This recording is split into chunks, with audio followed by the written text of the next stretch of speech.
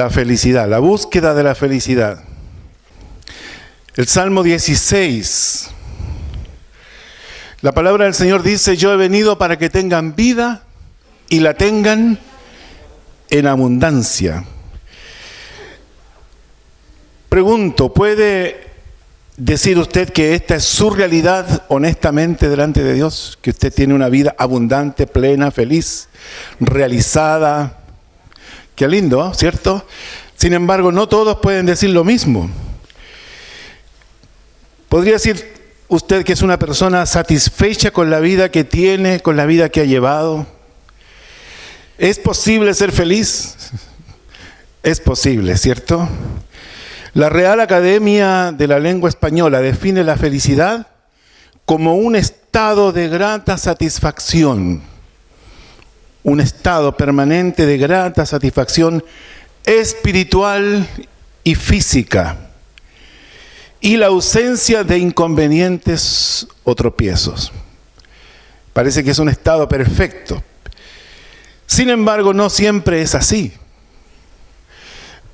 Pensemos esto, planteémoslo, ¿cómo lo vemos? La ciencia señala que a las personas felices les va mejor en la vida. Uno quisiera ser feliz siempre. Dice que a las personas felices les va mejor en la vida porque son más productivas en el trabajo. Producen más.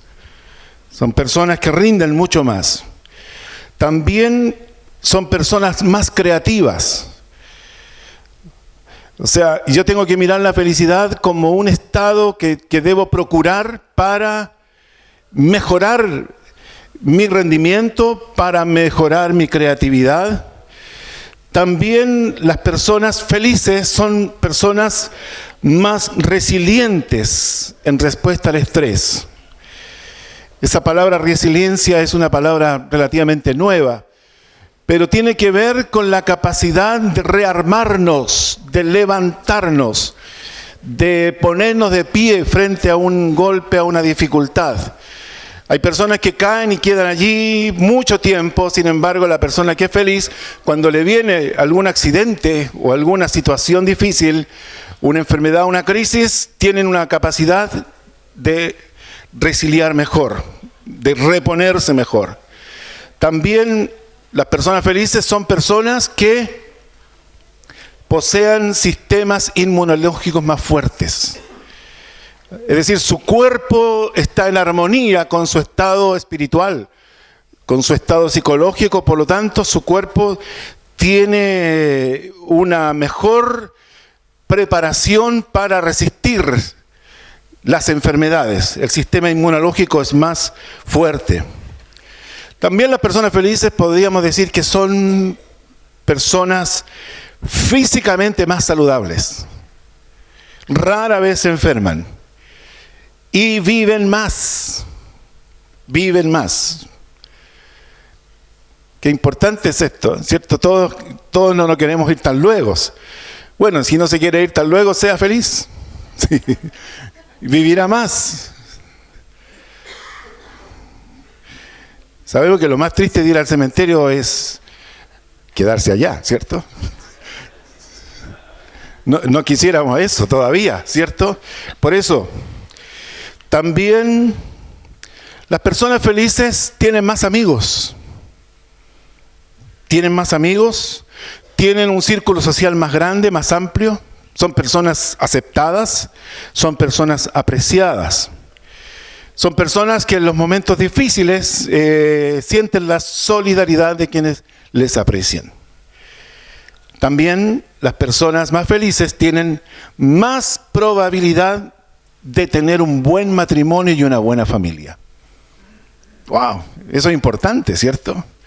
Tener un buen matrimonio y disfrutar de una buena familia, una familia bien constituida. Qué interesante es esto, porque una persona que tiene la actitud de ser feliz puede desarrollar relaciones estables, duraderas. No tienen estos altibajos, ¿cierto? Estos cambios de emociones, de sentimientos. También las personas felices tienen mejor rendimiento académico. tienen la capacidad de concentrarse mejor en el estudio, retienen más, aprenden más. Qué interesante esto, porque a veces uno lucha con la concentración, lucha con la capacidad de aprender, dice yo perdí mi capacidad de aprendizaje o la he ido perdiendo. Y la verdad que una persona que tiene la actitud de ser feliz es una persona que puede rendir más académicamente. Qué importante es esto. También las personas que son felices son personas generosas. La generosidad es como una característica. Una persona feliz es una persona que no está condicionada en lo que administra, sino que lo comparte generosamente. También las personas felices son personas que son mejores líderes. Es decir, una persona feliz tiene esta capacidad de liderar mejor un grupo, de influir, es una persona más confiable, es una persona predecible en el sentido de que tiene una actitud, podríamos decir, un estado anímico parejo. Porque a veces el jefe, uno dice según la cara que tenga, es si le puedo hablar o no. Pero una persona que es feliz es una persona que es predecible. Es decir, yo puedo hablar con esta persona en cualquier momento y sé que esta persona está bien. También las personas que son felices tienen mayor facilidad para resolver los problemas. No se enredan, no se complican. Son personas prácticas. Son personas que pueden resolver las dificultades de la vida sin mayores contratiempos. Qué importante. Las personas felices también disfrutan de la vida. Agradecen a Dios. Tienen una actitud agradecida.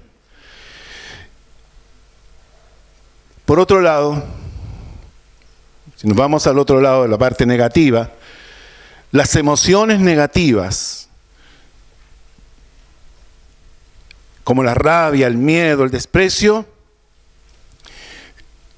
tienen la particularidad de expresarse más rápido.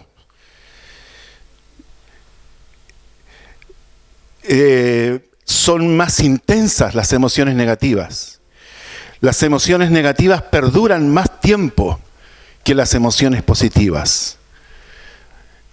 Mire, la naturaleza caída nuestra nos lleva a tener siempre esta actitud defensiva, esta forma de mantenernos para sobrevivir. Y en esto sentimos que las emociones negativas se expresan de una manera mucho más rápida. El hombre caído ha prestado mayor atención. Fíjense que la diferencia que hace nuestra relación con el Señor. El hombre caído ha prestado mayor atención a los estímulos negativos que a los estímulos positivos. Por lo tanto, es interesante, hermanos, saber qué es lo que predomina en nuestra forma de mirar la vida. Cuando, por ejemplo, la palabra de Dios dice: en esto pensad, en todo lo honesto, en todo lo puro, en todo lo buen nombre, en todo lo amable, si hay virtud alguna en él, ¿cierto? En esto pensad. Resulta que nadie puede tener dos corrientes o dos pensamientos paralelos simultáneamente. O yo pienso lo bueno o pienso lo malo. O pienso positivo o pienso negativo.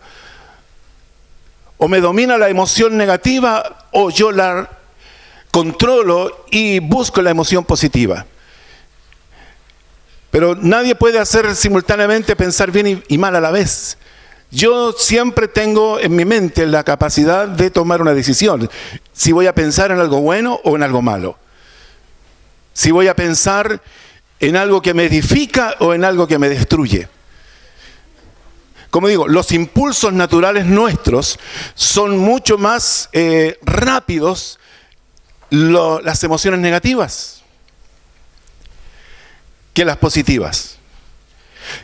Las emociones positivas como la alegría, la risa, la satisfacción duran momentáneamente. En cambio, las emociones negativas tienden a quedarse pegadas en nosotros. Y tenemos la tendencia, lamentablemente, a ser más negativos que positivos. Por lo tanto, hermanos, todo esto es un proceso. Y este salmo nos va a ayudar mucho a entender de qué manera nosotros debemos enfocarnos. Las emociones negativas se recuerdan y se aprenden más fácilmente. Los dolores, los traumas, las situaciones tristes se quedan mucho más en nosotros que los aspectos positivos o las emociones positivas. Se recuerda y se aprende más fácilmente lo doloroso, porque habitualmente las interacciones negativas son más fuertes que las positivas. Pensemos en cómo funciona nuestro cerebro.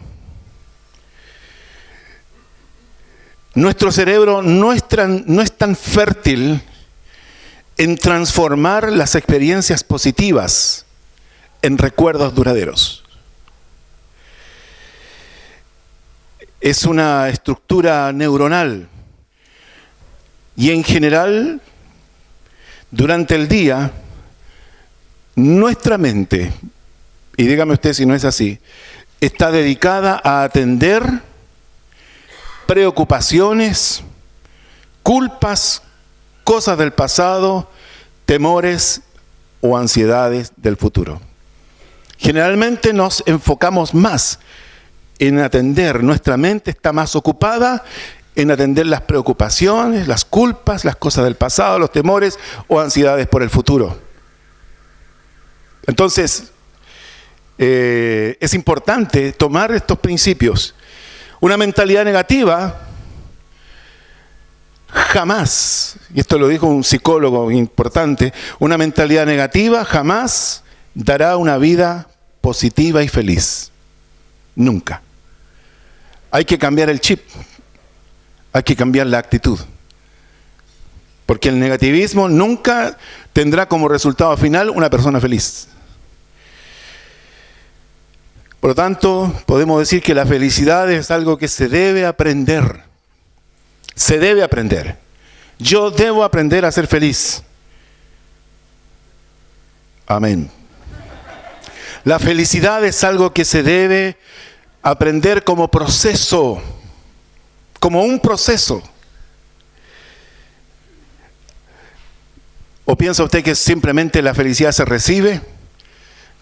Probablemente tengo momentos felices si recibo, ¿cierto? Pero yo no puedo depender de lo que reciba para ser feliz. Porque a veces no recibo eso. Y me voy a quedar de brazos cruzados esperando. No, yo tengo que buscar o procurarla, cambiar la actitud. Por lo tanto, para ser feliz se debe tomar la decisión de serlo. Yo decido ser feliz. Con mucho, con poco o con nada. Porque con Dios todo es posible. Con el Señor siempre somos más que vencedores. Para esto, para llegar a esto, se debe vivir un proceso progresivo, donde se deben tomar decisiones importantes. Por ejemplo, incorporar en nuestra vida, en nuestro estilo de vida, incorporar nuevos hábitos que nos hagan sentir bien, conductas nuevas, intencionadas hacia nuestro bienestar, tanto anímico, espiritual y físico. Yo debo cuidarme. La otra vez hablábamos acerca de las emociones tóxicas. Hay emociones tóxicas, hay emociones que nos hacen mal. Hay emociones que nos enferman espiritualmente y a veces físicamente, si no las resolvemos. Por lo tanto, debemos nosotros intencionadamente incorporar hábitos. Tenemos que realizarlas con una conciencia, con un compromiso y con regularidad, con frecuencia. Como, por ejemplo, fijar en los aspectos positivos de la vida. Fijarnos, observar nuestro entorno, mirar la vida, el vaso medio lleno. Disfrutar lo que tengo, no amargarme por lo que me falta o por lo que no tengo. Mire, este es un proceso de 3 palabras interesantes. Yo debo mirar, observar. Segundo, comentarlo. Y tercero, enseñarlo, compartirlo. Este salmo dice que es un mictán. Así dice, por lo menos en mi Biblia, mictán. Bueno, esa palabra tiene un significado un poquito incierto, pero se usa como un salmo de reflexión. Este es un salmo que es de David, y la definición de esta palabra mictán puede ser meditar o pensar. Y en su raíz significaba cubrir, inscribir o proteger. Es un salmo que se leía o se recitaba en silencio, con una actitud de meditación, de reflexión. Este salmo es una oración, pero también es una alabanza. Qué interesante. Es una petición, es un clamor, pero también es una expresión de gratitud a Dios. Es una súplica, pero también es una declaración profunda de confianza. Lo que yo no puedo controlar, no debo tratar de afanarme por controlarlo. Simplemente debo dejarlo en las manos de Dios. Dios nunca pierde el control de las cosas que me pasan. Este salmo nos da las directrices claves para una actitud correcta ante la vida. Una actitud correcta ante los peligros y las amenazas. Una actitud correcta ante la vida y ante la muerte. Una actitud correcta que nos permite tener plena satisfacción de la vida que Dios nos da. Qué importante. Yo no sé si usted se había puesto a reflexionar en esto. ¿Cómo usted se percibe? ¿Una persona feliz? ¿Una persona frustrada? ¿Una persona realizada? ¿Una persona tal vez con expectativas de la vida? ¿Está satisfecho usted con lo que es, con lo que tiene, con lo que ha recibido? Qué importante es. Por lo tanto, la felicidad comienza con la confianza en Dios.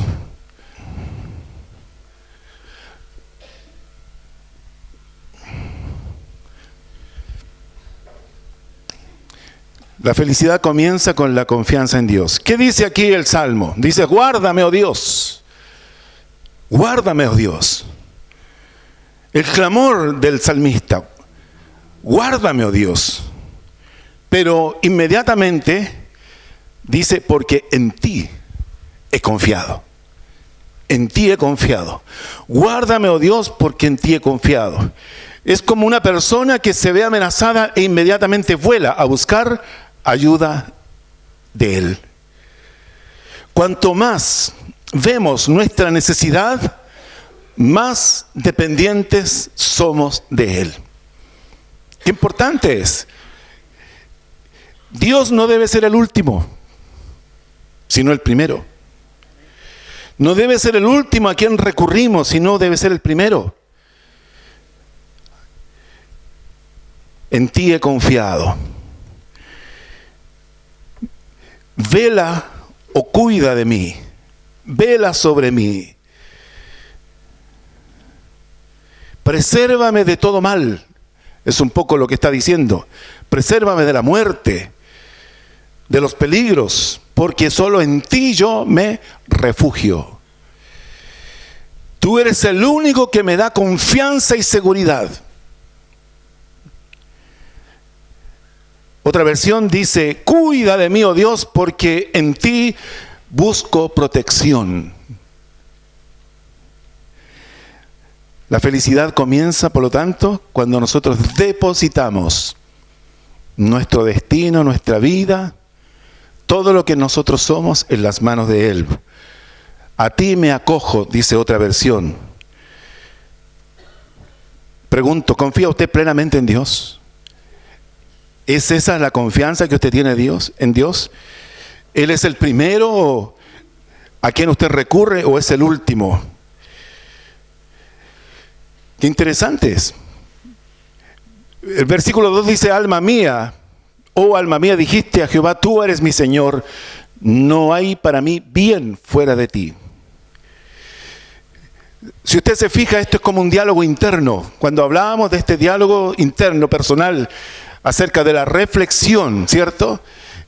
Él dice, alma mía, como el Salmo 103 dice, bendice alma mía, ¿cierto?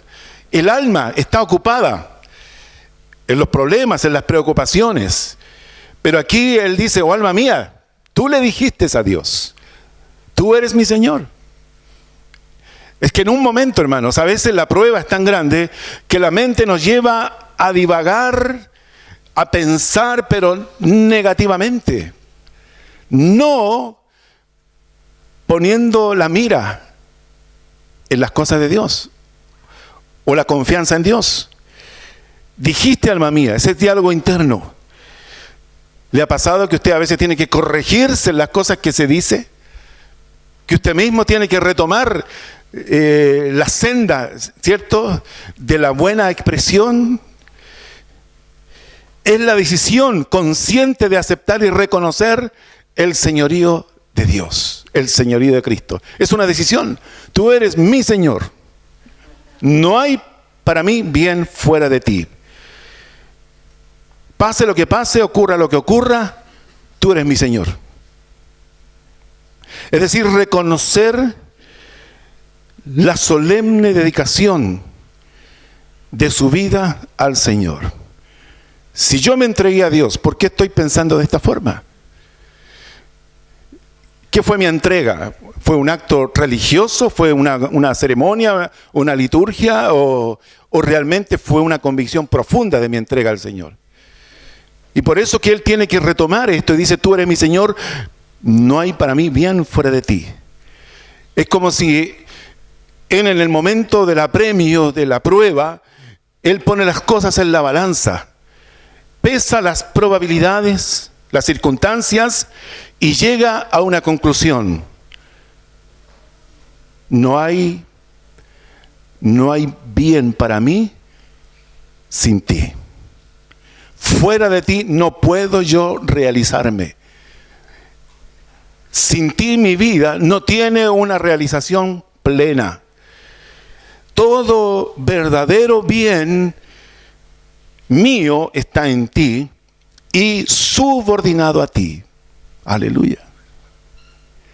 Fuera de ti no tendré nunca verdadera prosperidad, verdadera bendición.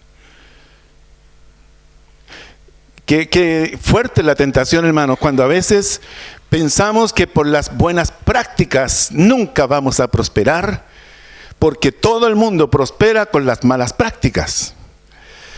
Entonces yo digo, voy a separar las aguas. Mi relación con Dios es, aleluya, pero mis negocios son mis negocios. Mi bolsillo, mi chequera, mi billetera. Ahí no está Dios, ahí yo soy. Pero ¿hasta dónde va a llegar bien con ese sistema? ¿Cuánto le va a durar? ¿Se da cuenta? Por eso el salmista llega a esa conclusión. Dice, no hay para mí bien fuera de ti. Mi felicidad comienza con la confianza puesta en ti, en todo. En todo.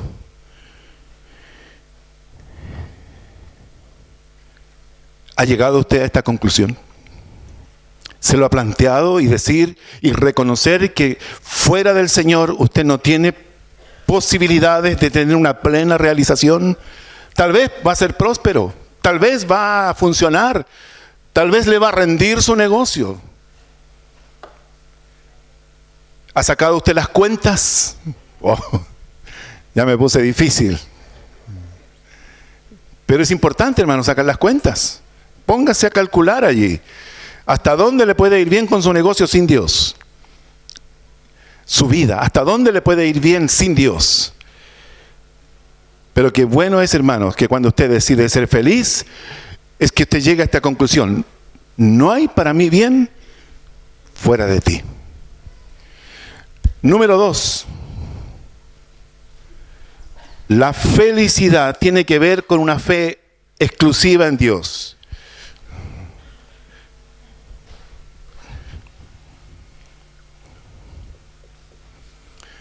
Una fe exclusiva en Dios.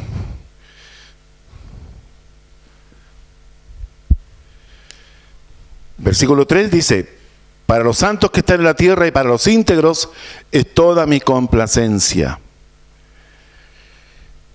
La fe en Dios, aquí el salmista la extiende a todos los que son hijos de Dios.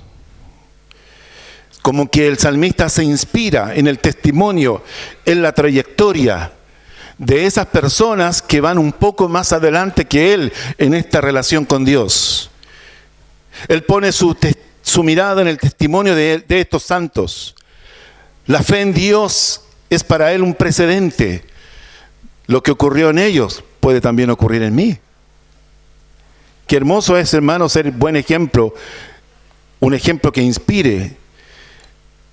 La experiencia de esos santos habla de una certidumbre plena de que Dios se vuelve de manera especial sobre ellos.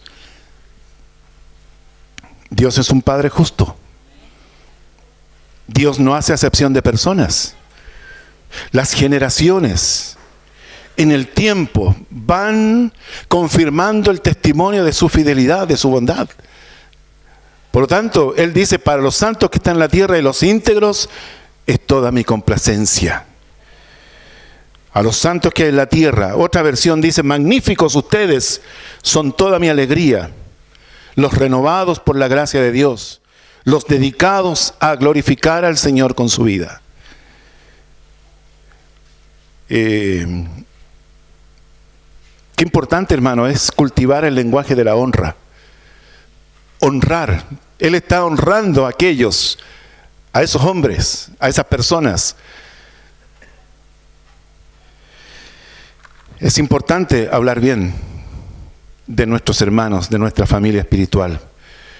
La obra de ellos, la obra de Dios en ellos será también la obra de Dios en mí. Y el versículo 4 dice: se multiplicarán los dolores de aquellos que sirven diligentes a otro Dios. No ofreceré yo sus libaciones de sangre, ni en mis labios tomaré sus nombres. Aquí el salmista asume un compromiso de palabra y de obra. No ofreceré, no diré.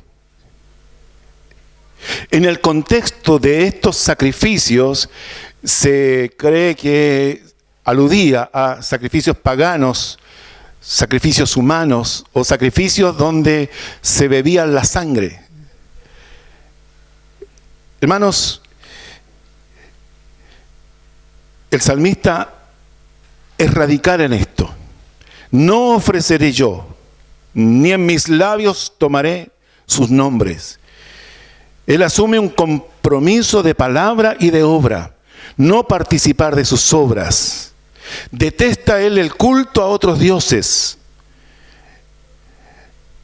Detesta toda comunicación y la rechaza con los adoradores de esos cultos, de esos dioses. Promete no hablar, ni siquiera mencionar. Qué importante es. ¿Hasta dónde yo soy radical con mis convicciones? Una cosa es la compasión. Fíjense que él aquí habla, dice: se multiplicarán los dolores de ellos, de los que sirven diligentemente a otro Dios. Es decir, hoy día estamos como en un plano más o menos parejo. Pero el día de mañana otra será la suerte de ellos. Es así. Él tiene, por lo tanto, una conciencia del destino final de esas personas. Él tiene conciencia de la decepción que han de experimentar. Él compara el futuro de ellos con el futuro de Él. Wow. ¿En qué terminarán? Y también tiene compasión por el futuro que ellos tendrán. Hermanos, es aquí donde nosotros debemos distinguir las aguas donde nosotros nos movemos. Hasta dónde nosotros llegamos a compartir, hasta dónde nosotros somos personas que nos relacionamos sin transar nuestras convicciones. ¿Hasta dónde llega su compromiso de fe en Dios? ¿Es exclusiva su fe en Él o la comparte? Hay gente que cree en varias cosas. ¿Verdad? Hay gente que cree en Dios, pero también cree en la animita y también en el tarot y también tiene su signo zodiacal y cree en otras cosas más.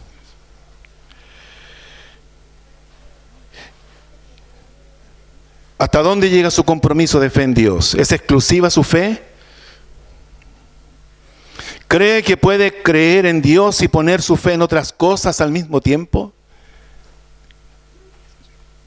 Ahí está el asunto.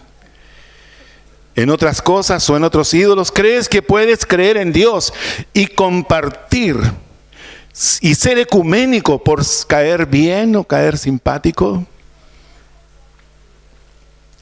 Como canta una alabanza un hermano que dice, nunca quedas mal con nadie.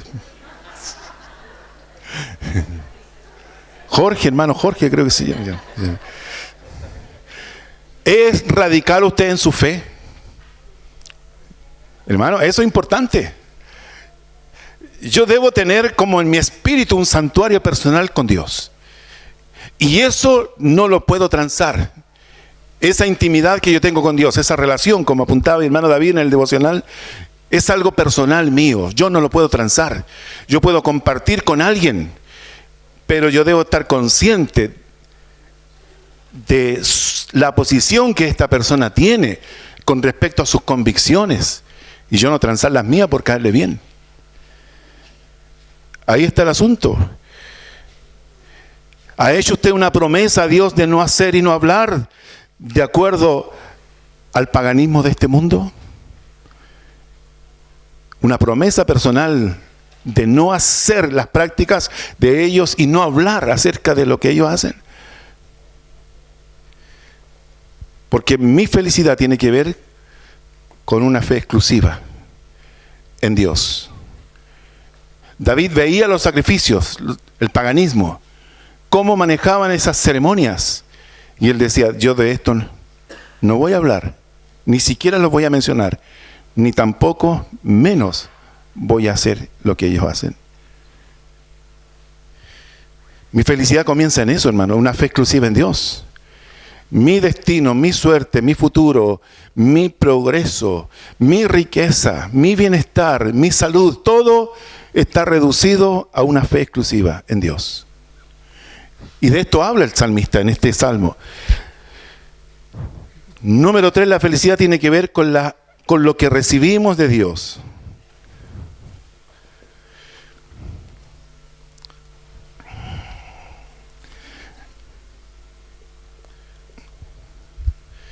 La felicidad tiene que ver con lo que recibimos y somos en Dios. Con lo que recibimos y somos. Fíjese lo que dice el versículo 5. Jehová es la porción de mi herencia y de mi copa. Tú sustentas mi suerte. Qué importante. Él es mi todo, está diciendo. Él es la porción de mi heredad. Él es mi herencia. Él es mi riqueza. ¿Es esa su convicción? ¿Cuánto afán tenemos por alcanzar, por tener, por obtener, por prosperar? Hermanos, todo tiene que ver con nuestra relación con Dios. Dios nos prospera. Dios nos bendice. Dios abre pozos para sacar abundantes aguas. Dios es nuestra riqueza. Dios nos da la capacidad de generar riquezas de acuerdo a sus principios. Dios provee todo lo que necesitamos y mucho más. Él es la porción de mi copa. Unges mi cabeza con aceite. Mi copa está rebosando, está plena. Su presencia me llena. Él es la porción de mi herencia. Y dice, tú sustentas mi suerte. Mi suerte no es buena ni es mala. Mi suerte se llama Dios. Él es mi suerte. Wow. Hay hermanos que creen en la buena suerte. Y hay hermanos que dicen, no, yo no juego porque tengo mala suerte. No compro números de rifa porque tengo mala suerte. Hermanos, para un hijo de Dios, la suerte no existe. Dios es nuestra suerte. Él es quien decide mi suerte. Él es quien decide mi destino. Él es quien decide mi prosperidad.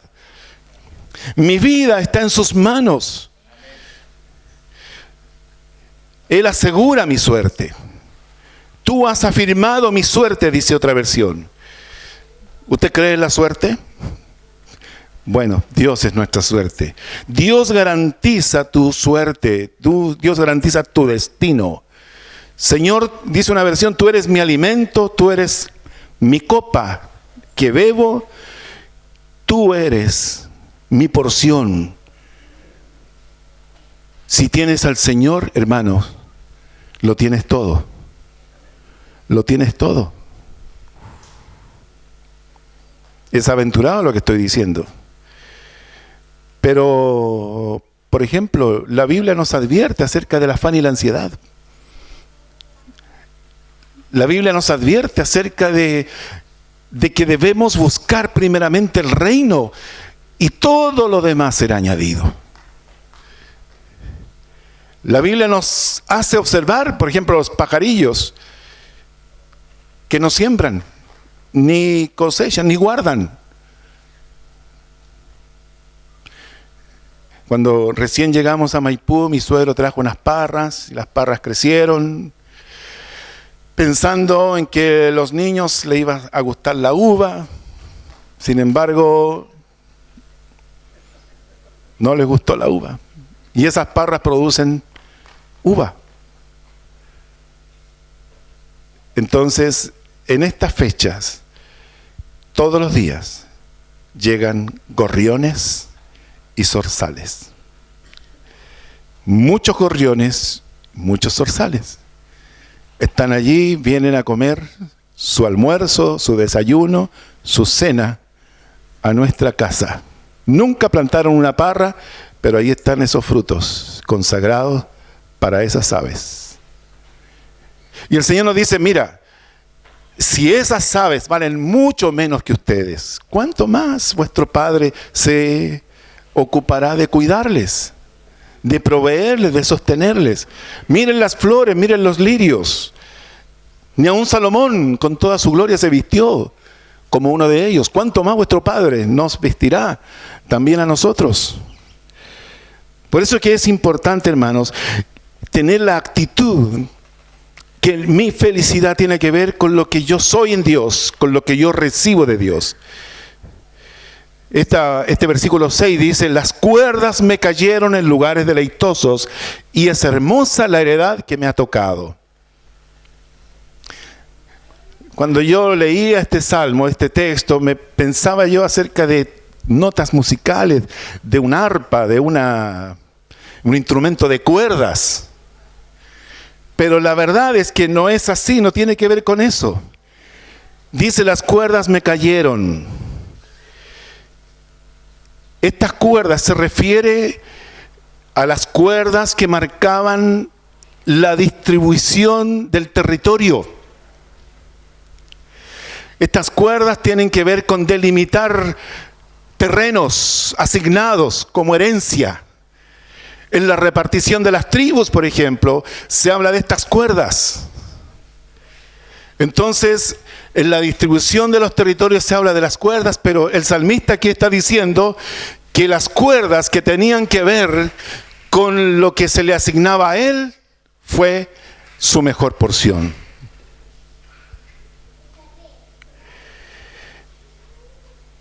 Las cuerdas para medir el reparto del territorio, las cuerdas que me asignan el lugar, él las define como un lugar deleitoso.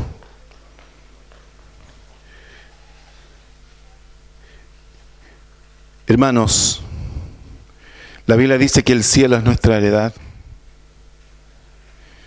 que aquí somos peregrinos, que allá está nuestra casa, que allá está nuestro reposo, que allá está nuestro bien eterno. El plan de Dios para nosotros siempre será mejor que el plan que yo trato de imponerme. Yo debo descansar en eso. Debo disfrutar de la heredad que Dios me ofrece. Dios es nuestra porción. Si usted mira en Números 18, versículo 20, ahí se habla acerca de la distribución de los territorios. Pero sin embargo, Dios tiene una palabra especial para su pueblo de sacerdotes. Dice, y Jehová dijo a Aarón, de la tierra de ellos no tendrás heredad, ni entre ellos tendrás parte. Yo soy tu parte y tu heredad en medio de los hijos de Israel. Que se queden con lo que quieran, yo me quedo con Dios. Un poco eso está diciendo. Mi corazón no está en eso. Mi corazón está en que las cuerdas de la repartición me cayeron en la porción de Dios para mí. Hermano, esto es profundo. Pero esto nos saca, por decirlo de una manera, lo que nos motiva a luchar día a día, a enfocarme en que mi felicidad tiene que ver con lo que yo soy en Dios y lo que recibo de Él. Eso me ayuda a limpiar mi mente de todas aquellas cosas que ocupan demasiado a veces mis pensamientos, porque el plan de Dios para nosotros siempre es mejor. Hermano, aprenda esto usted, entienda esto. El plan de Dios, el propósito de Dios, el proyecto de Dios para mí siempre será mejor que el que yo quiera hacer. Yo debo enfocarme en recibir de Dios y en tener esta identidad con Dios, y eso siempre va a ser mejor. El plan de Dios, lo que Dios pensó, lo que Dios soñó, lo que Dios planificó para mí, siempre será mejor que lo que yo proyecte. Dios me encaminará, Dios me ayudará a entender. De alguna manera, hermanos, Dios no me dejará ignorante de lo que Él quiere hacer en mí. Imagínese usted lo que pasó con la repartición de la tierra prometida. Estaban todas las tribus y la tribu que era de José se dividió en dos, Efraín y Manasés. Por lo tanto, se aumentó en una tribu a 13 tribus. Pero el Señor dijo, repartirán 12 territorios. Y alguien de ustedes no va a tocar territorio.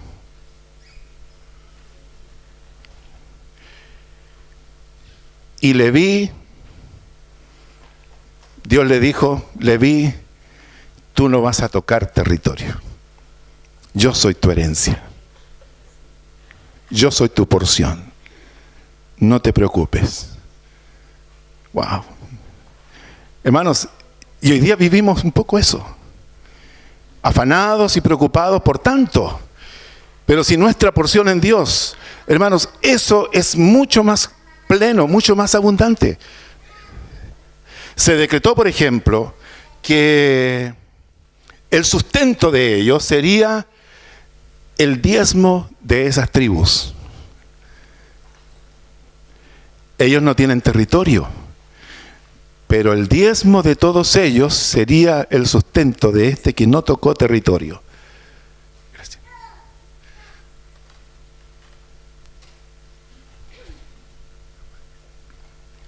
Lo que habla, hermanos, es que proporcionalmente Dios dignifica a aquellos que se toman de Él como su herencia y su porción.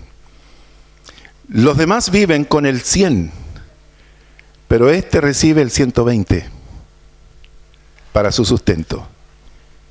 Es decir, Dios siempre provee más abundantemente de aquellos que optan por decirle, Señor, las cuerdas de la distribución de los bienes terrenales.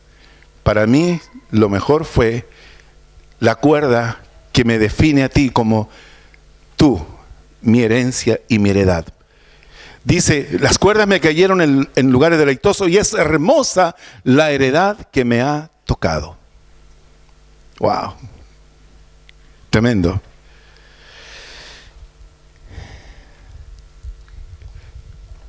Número 4. La felicidad tiene que ver con la sabiduría que recibimos de Dios.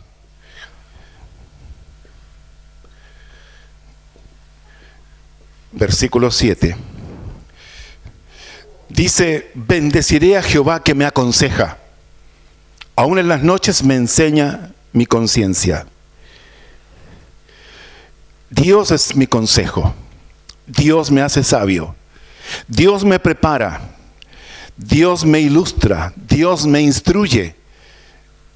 Su palabra, hermanos, su palabra viene a mí como recurso poderoso para enfrentar toda circunstancia día a día. La palabra de Dios se activa en mi momento de necesidad. Cuando yo enfrento algo, viene el Espíritu Santo, me recuerda el texto clave para enfrentar esa situación específica.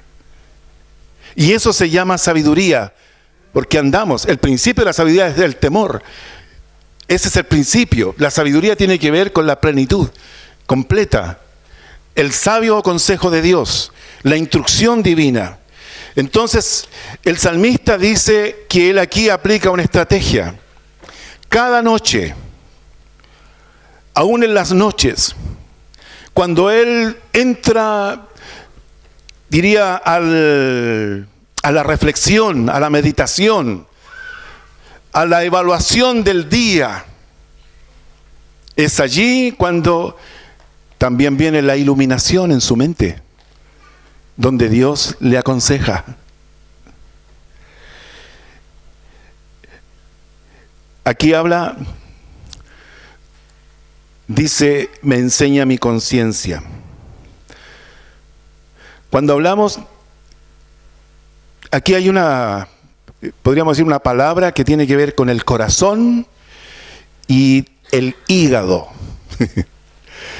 Literalmente aquí cuando habla de conciencia habla de hígado. Entonces para los israelitas el corazón era la conciencia, donde estaban nuestras emociones.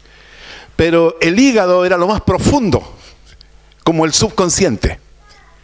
Es allí donde Dios trata también. Dios aconseja en las noches, en la meditación, en el recuerdo del día. Allí viene el consejo de Dios. Su conciencia da la paz. Su conciencia amonesta. Su palabra instruye. Él trata con nuestra conciencia, con enseñanza. Dios nos habla.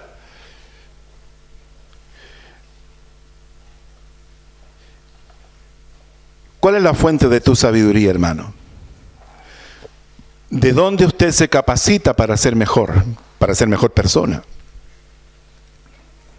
Lo importante es, la felicidad tiene que ver con que yo encamino mi vida de acuerdo a la sabiduría divina. Y esa es la que trata directamente con mi conciencia.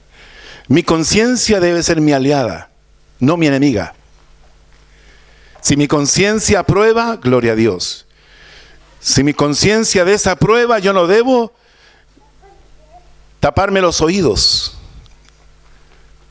Al contrario, yo debo meditar hacia atrás. ¿Qué pasó? Y es allí donde Dios me habla. Hermanos, hay otro hermano que dice: los caminos de la vida no son los que yo esperaba, no son los que yo creía. Pero dígame si no es así. Pero Dios, el que nos permite andar con paso firme. Dios es el que nos permite tener seguridad.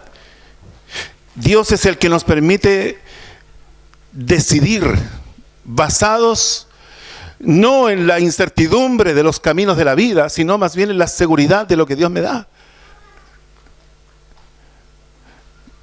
Mi intención no era hacerles reír, pero la verdad es que el mundo se preocupa, se pregunta de qué manera yo debo enfrentar la vida, de qué manera yo me proyecto hacia el futuro. Y yo puedo decirle a esa persona de esa canción, es que Dios me da la sabiduría para enfrentar esos caminos de la vida. ¿O no, dice usted? Hermano, este mundo necesita gente sabia. Pero no sabia por los títulos universitarios, sino sabia por su relación con Dios y por su conocimiento y aplicación correcta de los principios de Dios. Dios nos ha puesto a nosotros como luz. Como decía mi hermano Germán hace unos días atrás, usted es el que tiene la linterna. Así era, ¿no? Usted la lleva. Usted puede iluminar a otros, porque usted está seguro por dónde caminar.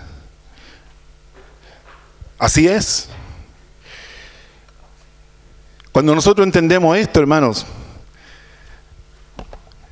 hay gente que tenía la costumbre en mi trabajo de decir: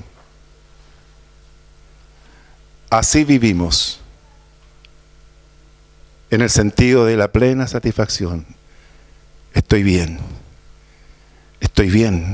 conmigo, estoy bien con Dios, estoy bien con los que me rodean.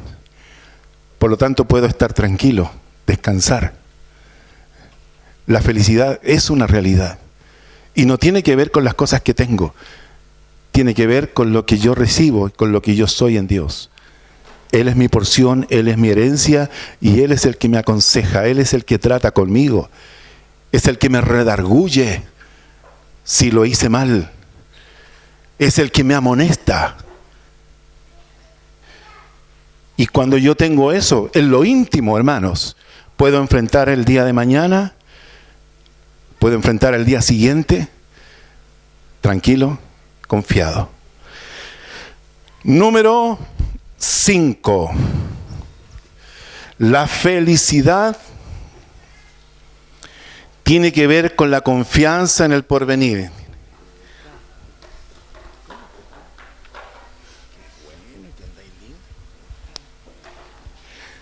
La felicidad tiene que ver con la confianza en el porvenir. Versículo 8 dice: a Jehová he puesto siempre delante de mí, porque está a mi diestra, no seré, está hablando al futuro, no seré conmovido.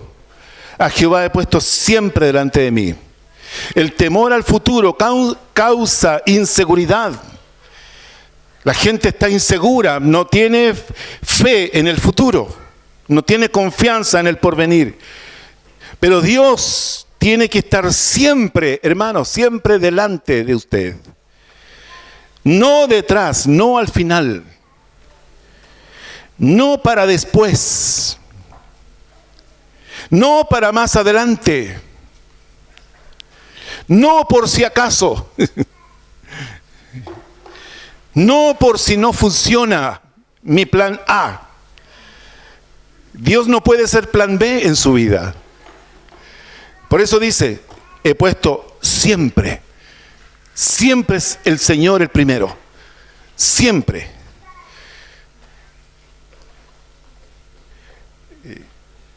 Qué importante es esto. Y lo segundo que dice, porque está a mi diestra, no seré conmovido. Pensando en esto, me gustó a qué se refiere esto, esta expresión está a mi diestra. En los contextos legales, hermano Gabriel, los contextos legales, el defensor se ubicaba a la diestra para defender al acusado. En los ámbitos militares, el soldado que protegía a sus camaradas se ubicaba también a la derecha. La espada también la portaba en la derecha. La Biblia dice, no seré conmovido, nada me va a mover, nada me derrotará, porque en asuntos legales tengo quien me defiende, a Jesucristo el justo. Él está a mi diestra. Qué importante, hermanos, tener esta convicción. La obra de Cristo en beneficio nuestro. ¿Cómo yo miro mi futuro? ¿Cómo lo enfrento? El día de mañana, tal vez yo parta, como usted. Pero usted sabe que hay uno que está a su derecha. Y usted no será conmovido.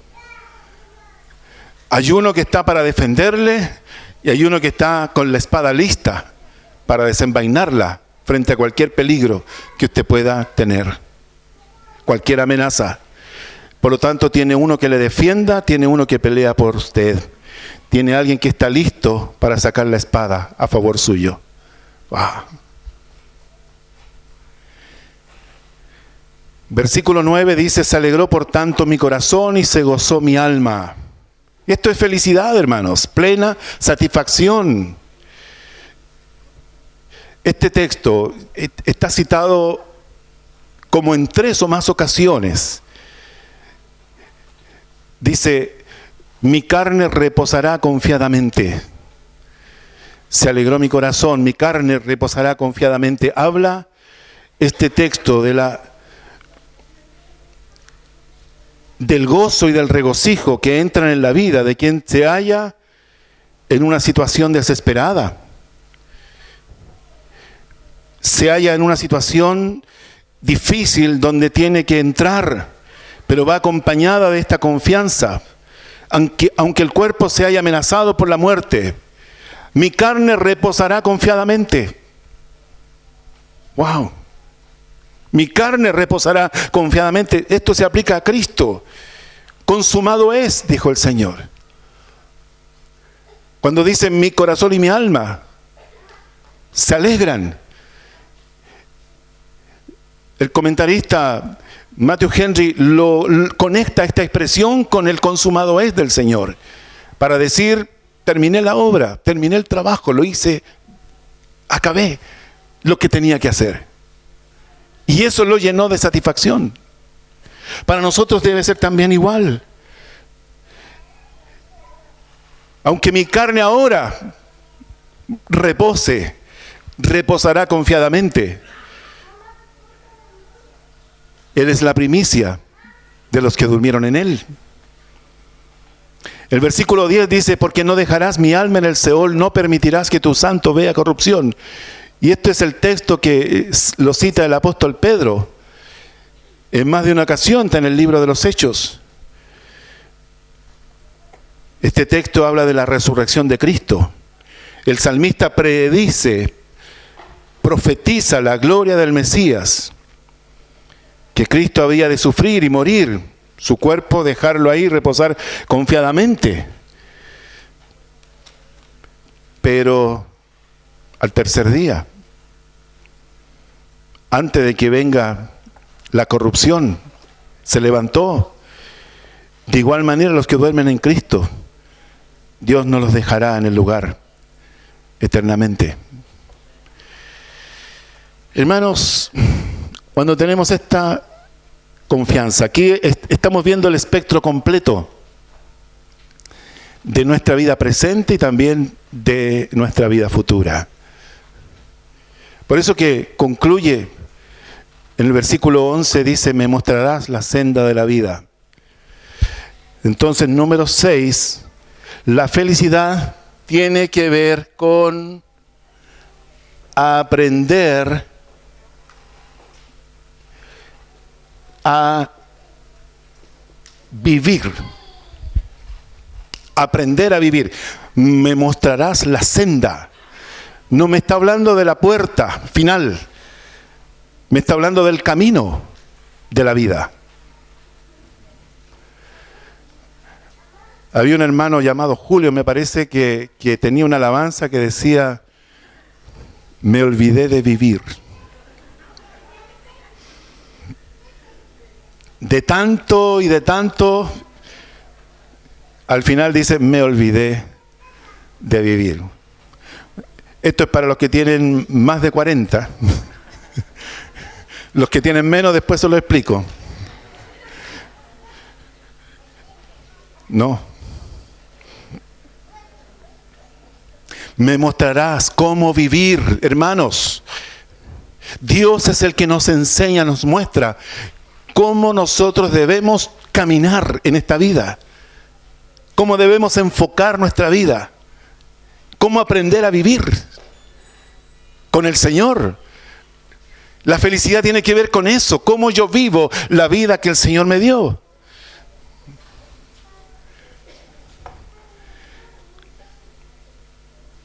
La vida que Él me dio. No como decía otro hermano, es mi vida, es mi vida. Ya lo estoy cansando con tantas citas de alabanzas.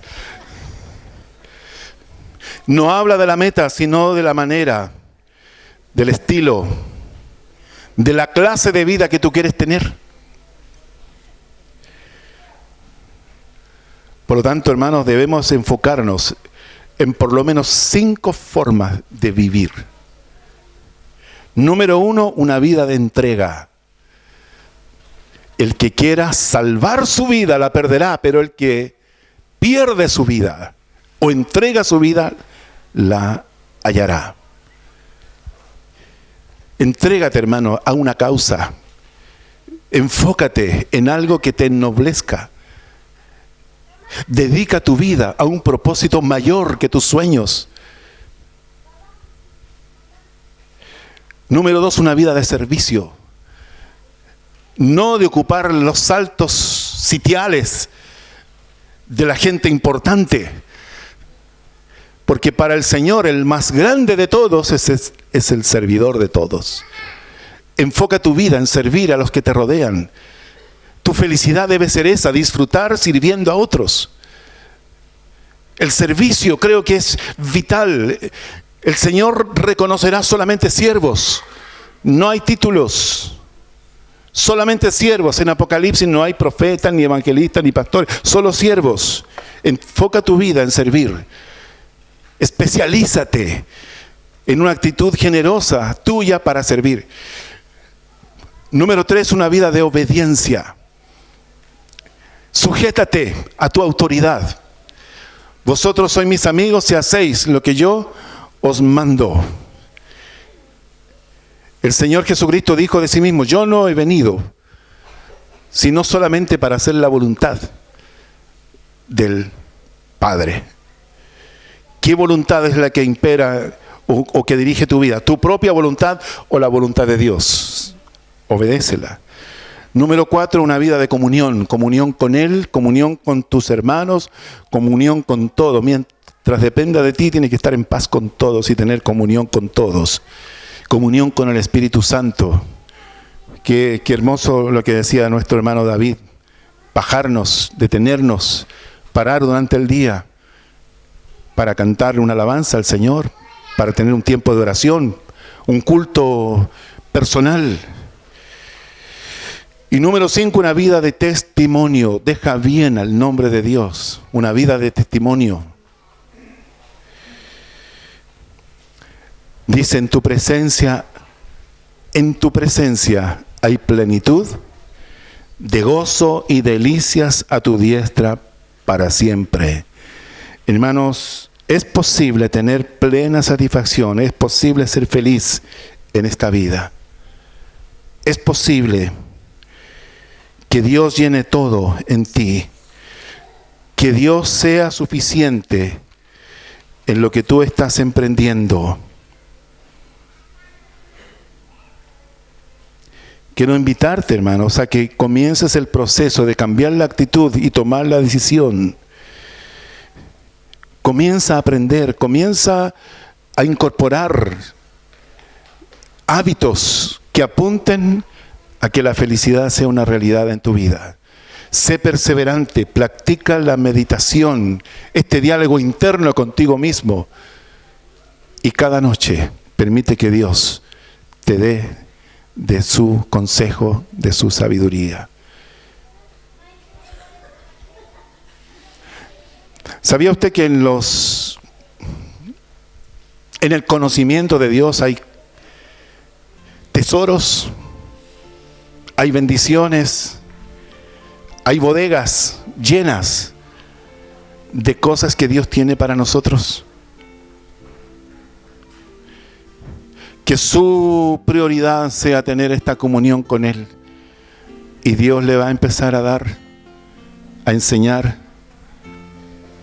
Hermanos, yo creo con todo mi corazón que si hay alguien interesado en que nos vaya bien en esta vida y en la futura, es a nuestro Padre. Oramos. Te damos gracias, Señor, por la palabra en esta mañana. Te damos gracias, Señor, por tu deseo, por tus propósitos. Te damos gracias, Señor, porque mi felicidad comienza cuando yo confío en ti. Te doy gracias, Señor, porque puedo ver que cuando mi fe está puesta solo en ti, todo es distinto. Señor, te doy gracias porque tú eres nuestra porción, nuestra copa, nuestra herencia. Te doy gracias, Señor, porque nuestra sabiduría viene de lo alto. Es pura, es buena. Viene de tu palabra, Señor. Te doy gracias, Señor, porque podemos mirar el futuro y estar tranquilos. No seremos conmovidos, porque hay uno que está a nuestra diestra. Hay uno que está ubicado a nuestra derecha para abogar, para interceder por nosotros. Porque hay uno que está con la espada lista para desenvainarla, para protegernos. Gracias, Señor, por querer mostrarnos la senda de la vida. Cómo caminar por esta vida, Señor. Porque sabemos que al final encontraremos el umbral de tu presencia, donde podremos escuchar de tu propia boca, Señor: bien, buen siervo y fiel. En lo poco fuiste fiel, sobre mucho te pondré. Entra en el gozo, entra a poseer la herencia, entra al lugar de tu territorio, entra a habitar la casa que Dios preparó para ti. Gracias te damos, Señor, en el nombre de Jesús. Amén.